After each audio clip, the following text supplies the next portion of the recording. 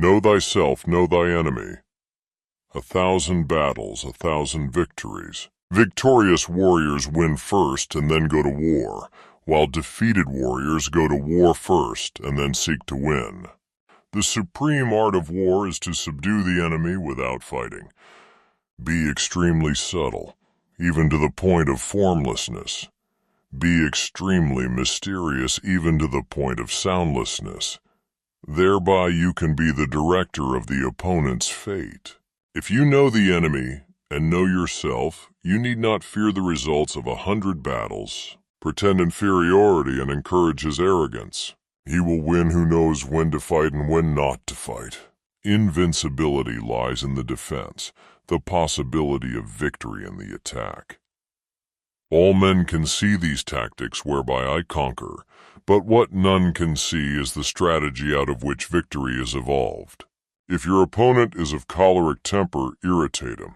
There is no instance of a nation benefiting from prolonged warfare. If fighting is sure to result in victory, then you must fight, even though the ruler forbid it. If fighting will not result in victory, then you must not fight even at the ruler's bidding. He who knows when he can fight and when he cannot will be victorious. The opportunity to secure ourselves against defeat lies in our own hands, but the opportunity of defeating the enemy is provided by the enemy himself. To fight and conquer in all our battles is not supreme excellence. Supreme excellence consists in breaking the enemy's resistance without fighting. The art of war teaches us to rely not on the likelihood of the enemy's not coming, but on our own readiness to receive him. Not on the chance of his not attacking, but rather on the fact that we have made our position unassailable. Know your enemy and know yourself, and you can fight 100 battles without disaster. Regard your soldiers as your children, and they will follow you into the deepest valleys. Look on them as your own beloved sons, and they will stand by you even unto death. If you are far from the enemy, make him believe you are near. Quickness is the essence of the war. A good commander is benevolent and unconcerned with fame. A good commander is benevolent and unconcerned with fame. Balk the enemy's power. Force him to reveal himself. Thus it is that in war the victorious strategist only seeks battle after the victory has been won, whereas he who is destined to defeat first fights and afterwards looks for victory. Confront them with annihilation, and they will then survive. Plunge them into a deadly situation, and they will then live. When people fall into danger, they are then able to strive for victory. If ignorant both of your enemy and yourself, you are certain to be in peril. The general who advances without coveting fame and retreats without fearing disgrace, whose only thought is to protect his country and do good service for his sovereign, is the jewel of the kingdom. He will win whose army is animated by the same spirit throughout all its ranks. The quality of decision is like the well-timed swoop of a falcon, which enables it to strike and destroy its victim. Victory usually goes to the army who has better trained officers and men. Prohibit the taking of omens and do away with superstitious doubts. Then until death itself comes, no calamity need be feared. Secret operations are essential in war. Upon them the army relies to make its every move. For to win 100 victories in 100 battles is not the acme of skill. To subdue the enemy without fighting is the acme of skill. It is only the enlightened ruler and the wise general who will use the highest intelligence of the army for the purposes of spying, and thereby they achieve great result. The general who wins the battle makes many calculations in his temple before the battle is fought. The general who loses makes but few calculations beforehand.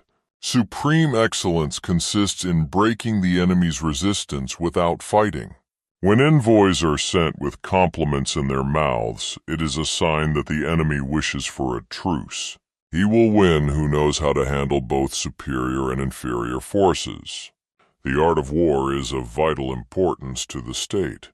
It is a matter of life and death, a road either to safety or to ruin.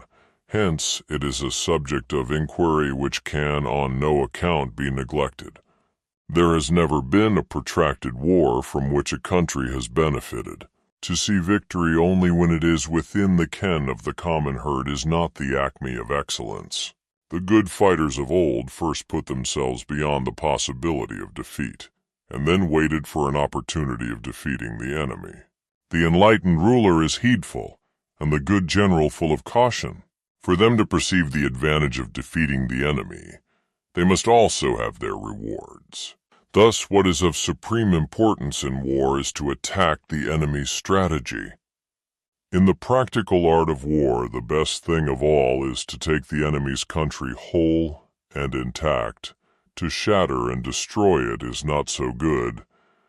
Hence the saying, if you know the enemy and you know yourself, your victory will not stand in doubt. If you know heaven and you know earth, you may make your victory complete.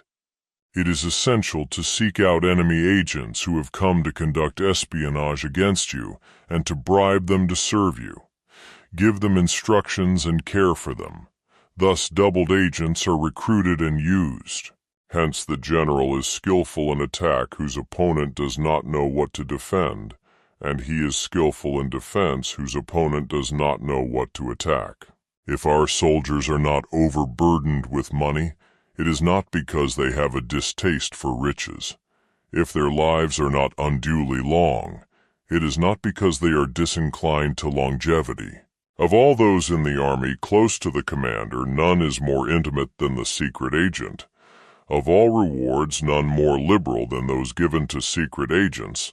Of all matters, none is more confidential than those relating to secret operations.